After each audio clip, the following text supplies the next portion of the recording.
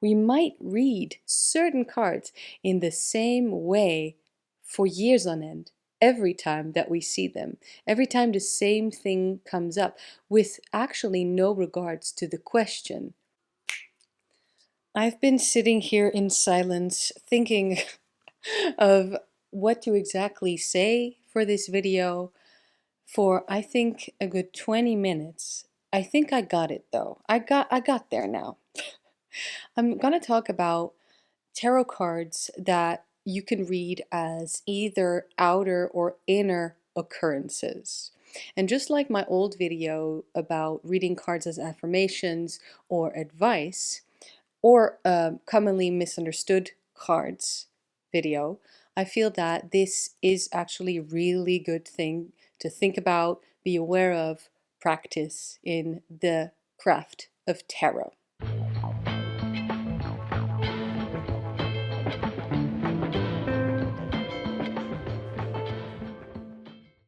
Welcome back, everybody. My name is Anna. You're watching Astro Lady Tarot. I'm a professional tarot reader from Amsterdam, and I've been uploading tarot videos for a couple years now. So I'm going to be using the deck that I've made. This is a good old Smith-Waite or Rider-Waite-Smith copy. And yeah, this little baby came into reality just because I needed my own pocket-sized tarot deck, and this idea truly was the only thing that kind of aligned with me at the time, and I'm really glad that I did it. I did all my Patreon readings with this deck this month. So, tarot cards, reading them as inner or outer occurrences. What does that mean in the first place? I am a big fan of being able to read each and every one of these 78 cards in their own specific way. One of the major things that I practice, though, is to not have one single meaning per card, and then that's it. I think that makes it very flat. Some people also still read reversals or still read reversals. I'm saying it in that way because I used to, and once I started studying Thoth, I stopped doing that. I also have a shadow position in the spread. For me personally, the reversed card would mean shadow. So yeah, I tend to get in a different way this information of when a tarot card is a shadow card or not. I can imagine that it can actually be seen as something quite logical to have a tarot card and to just think this means this one thing, and when it's reversed it just means this one thing. First of all, obviously, in that example, we don't consider the cards around it. That's one thing, because this energy is influenced by this energy, and then it means something different, you know what I mean? But then also, what about card placement? And most of all, what I want to talk about today, the spread position. So what the question actually is. So to read the card in context. I actually think that card or spread positions are a great way to learn this, or a good way to continuously be mindful of this, so that we don't always read, for instance, the Death card or Arcanum 13 in the exact same way, but that we let our intuition out, what it means in the moment, what we've learned. It can be influenced by many different aspects on how you understand this card in the first place, but then also definitely it's part, in my opinion, of the craft of tarot to always search for that different meaning of the same energy, so that you get to understand the energy of the card or of the meaning of the symbol in its full spectrum. So we're talking 360 degrees. It's like a globe. It's not just a point, it's not just a line, it's not just a couple of lines. It's actually a 3D, 360-degree entity of its own. That really gets me excited. So let's see. For instance, court card. That is very, very often read as outer occurrence. So as somebody else that comes into your life or that's already in your life. My first step when a court card comes up, unless my intuition says otherwise, is to still read it as this is the person. This represents the querent. So if I were to pull the Queen of Swords for myself, this would be an aspect of me. That is how I also often quickly explain to my clients, querents, how I read court card, because let's face it, it is something special. This is a part of your personality. I think everybody has a little bit or a lot of every single court card in the tarot. And some personality aspects come out more than others, that's for sure. But if I were to pull this card, this would be me. This would represent me. And reading this as an affirmation, which actually I don't often do, reading this as affirmation, for instance, would be the person you're reading for is very stern, very secure, very certain of what they are doing, very clear about their plan, very logical, strategic, and they don't easily take no for an answer. This is not a compromise card. Obviously, reading this as advice would be to take in exactly that. So this is how I usually like to use the tarot, as advice, especially for other people, whether there's a question or not. I see any card, in this case a court card, as advice. That's just my style. I think I get very helpful readings out of that, hands-on readings out of that. Obviously, it also depends what card you get, but you see. And if the querent then, if they have the ability to do so or not, respond with, that is exactly me, I'm already that, I'm already exactly what you've described about the Queen of Swords, then that is obviously a sign to keep going, be more of yourself, show people, let them know, and embrace that part of yourself. Then imagine this as someone else, so outer. So what is influencing the querent? Somebody who represents or who is represented by the Queen of Swords. So somebody coming into their life being everything that I've just explained, basically, to try to not repeat myself too much. And then what does that do to them? Maybe this. That wouldn't be very good, would it? Got the Tower here. Although it still depends on the situation and the next card, because the Tower, it's not all negative either. It can actually be somebody pushing them to their own spiritual awakening, for instance, and they let go of a structure that really no longer serves them. It can actually still be something good, but quite harsh. It would already be less harsh if this, for instance, was the Queen of Cups. Then, what can I do internally is the next question. So, what does someone's inner work look like? And then they get this card. So basically, advice for inner work, not necessarily outer work. You can still make that distinction. That's pretty good. I think that in a sense, this question is the same as advice, of course, taking it as advice, but you could see the difference and make the distinction, for instance, that maybe this one advice is more practical, more outer, more about doing, and then the inner is what needs to happen within, underneath the surface. So that is also obviously extra little tip, one way of reading the swords, because swords are air and it's all about the mental, and we are talking about communication. So that is communicating to the outer world, but then also there's inner communication of how you deal with the voices inside your head. Obviously, I mean how you deal with the thoughts that you have. And then you can actually have another question, funnily enough, is that what is already present that I am not using? So that, I think, is affirmation and advice in one, isn't it? Because it's showing affirmation, this is what you are right now. You already have that in your toolbox, but you're not using it. So it's time to bring that in. Yeah, that was just a little example, and I will give more of how to read a card in its full spectrum. And I'm trying to keep this pretty short video. Let's see if I succeed at all.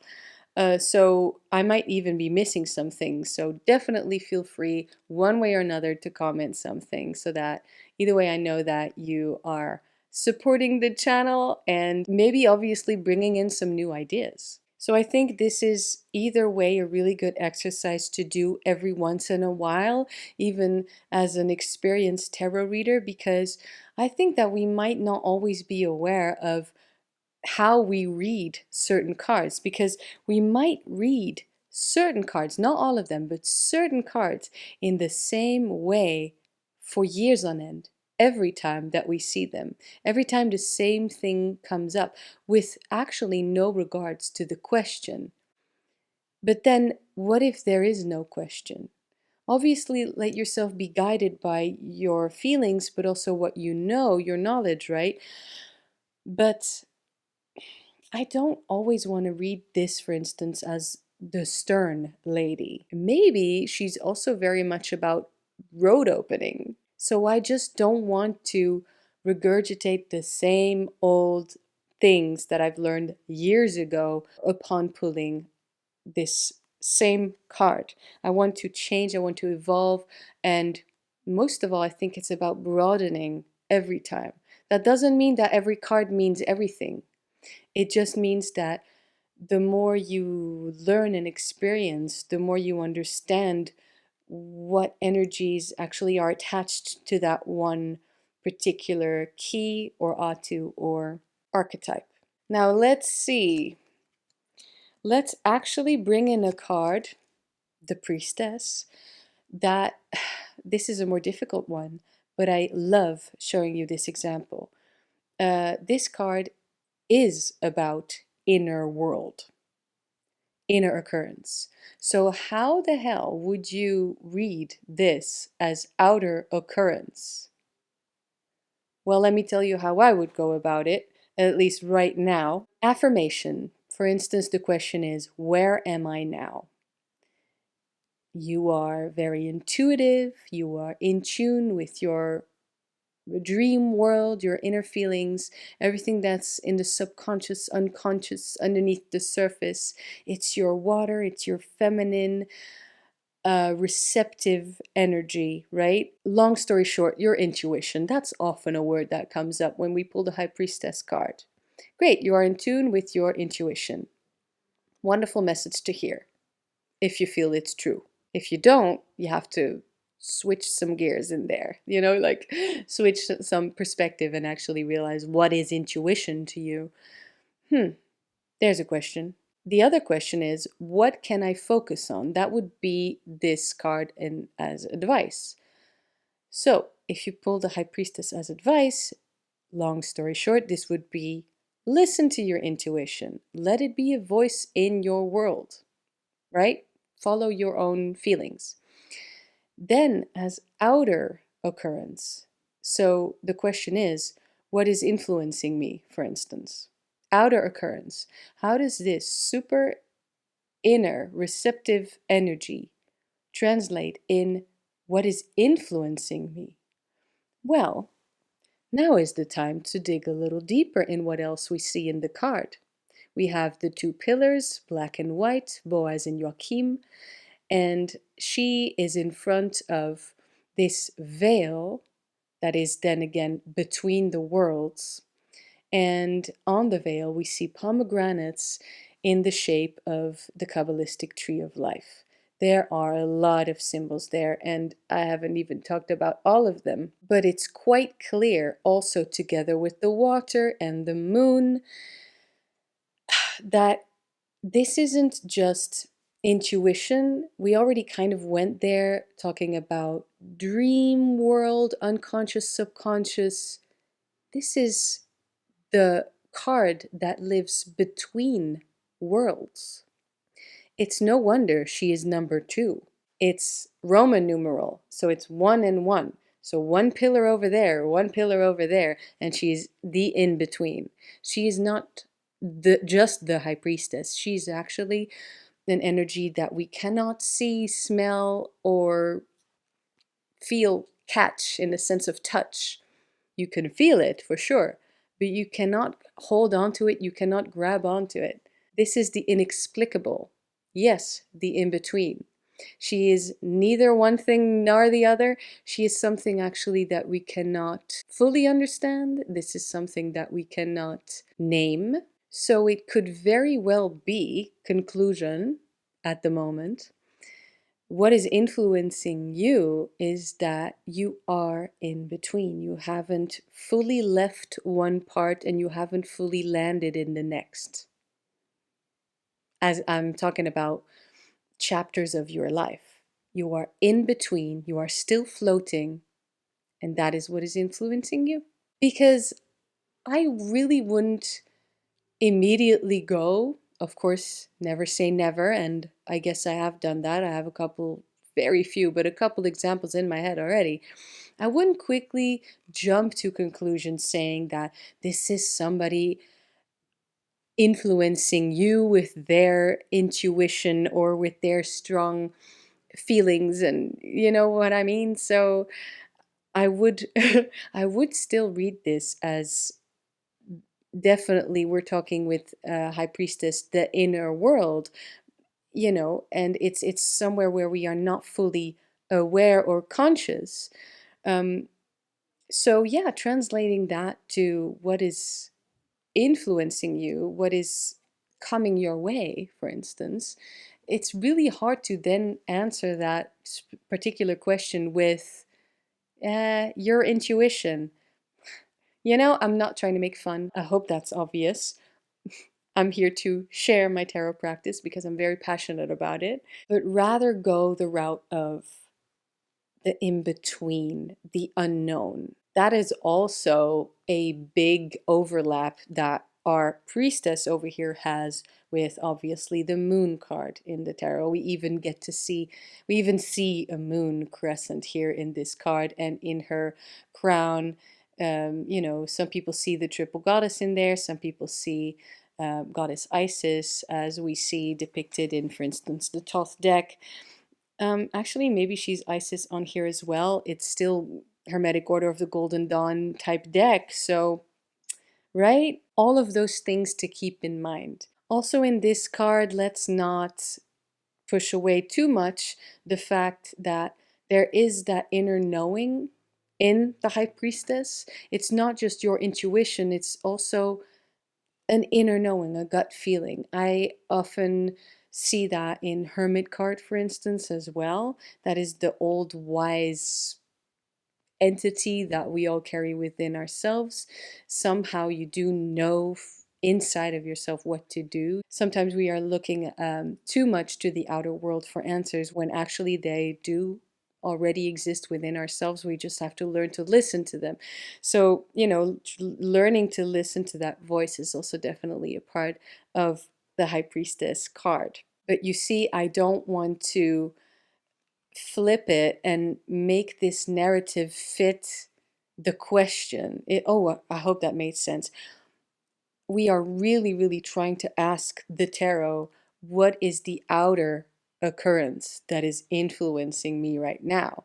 And when you get a card that so strongly says inner world, then obviously, don't get me wrong, I would take that into consideration. I would say, well, very clearly, it is your inner world, actually.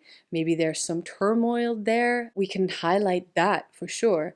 But definitely also consider, what else does the card mean? To broaden your own perspective as a reader, to no, not perfect, we're not doing that, to enhance your own craft. I guess maybe I am coming to very similar conclusions, saying inner turmoil, and then of course reverting back to the two worlds where you haven't fully left one chapter of your life and haven't landed in the next one. You're in between, so it's very uncomfortable. Also, she is very comfortable with being in the uncomfortable. Yeah, but I still believe that this whole conclusion of what those questions could possibly mean, again, I'm shortening the answers for sure, I got out of looking at the card from different points of view. So I guess this was a tarot spread positions video, but also it's maybe one of the tougher ones, you know what I mean? It's meant to understand one single card. So you could obviously, I've done that, do this spread, Question number 1, where am I now? Question number 2, what can I focus on? Question number 3, what is influencing me, etc. And just pull cards for every single spread position. That is how we would usually read the tarot. But actually, ask all of those questions and pull one card. Pull one card and see what this card means in affirmation, in advice, as outer occurrence, or as inner occurrence. And then maybe even in the end, what is already present that I am not using. Affirmation and advice in one. And to make it a little bit less crazy, my advice, if you choose to do this exercise slash game, is to not read for yourself, is to pretend to read for someone else. Because yes, it is an exercise. You know, it would get a little confusing, maybe. What you could also do is reverse it, flip it, yes, because maybe actually, there you go, temperance, art, maybe for some unknown, unclear reason, you are currently feeling very attracted to the temperance card. In some points in our lives, we don't know why. It's just a card that we like. It's just a card that we want to sit with. It's just a card that we want to read about for some reason. Or it's a repeat card and you don't know why. Then put this baby on the table right in front of you. Ask all of these questions about this card and then you'll figure out what it means. Trust me. Okay, so that was it for today. If you are new here, please let me know in the comment section so I can properly welcome you to this online space. I love talking about tarot on YouTube. I love talking about tarot and magic and many more things related on Patreon. If you want to support my work a little more in a different way, then definitely go ahead and check that out. I am not quite sure if I succeeded in making this a shorter video. Either way, I would like to play the game, and if you've made it this far in the video, please comment rose, little Tudor rose that we have here in the middle. Yes, comment rose in the comment section if you made it this far and you have nothing to add, or join in on the game and include in your comment the word rose so that I know you have made it this far and you also have something to add.